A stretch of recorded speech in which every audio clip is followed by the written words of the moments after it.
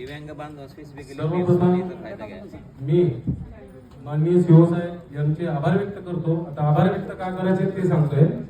आम्ही 27 तारखेला सीओ साहेबांच्या ऑफिसमध्ये एक दिव्यांग बांधव म्हणून मोर्चा काढला होता.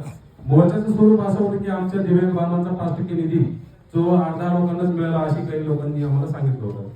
परंतु काही लोकांना ही माहिती नाही की त्यांच्या अकाउंटला पैसे गेल्यानंतर त्यांनी स्टेटमेंट काढून सुद्धा बघायला पाहिजे. पैसे सर्व गेलेले आहेत. माने साहेबांनी पण सांगितलं 3,85,000 रुपये वाटप झालेले आहे. त्यानंतर स्वतः शिवसाहेबांनी सांगितलं की जरी तुम्हाला पैसे कमी पडत असेल तर दिव्यांग बचत गट आहे, दिव्यांग बचत गट आपण स्थापन करावा. त्यानंतर जे मतिमंद महिला असतील स्वनिधीमधून आपण त्यांना जे स्टॉल असतील, भाजीपाल्याचे व्यवसाय असेल, कोणाचे टपरी असेल, अशा छोट्या छोट्या व्यवसायासाठी आपण पीएम स्वनिधीची वाटप करत आहोत. आणि 27 तारखेपासून तर 1 तारखेमध्ये 2-4 दिवसामध्येच कार्यक्रम ठेवला होता.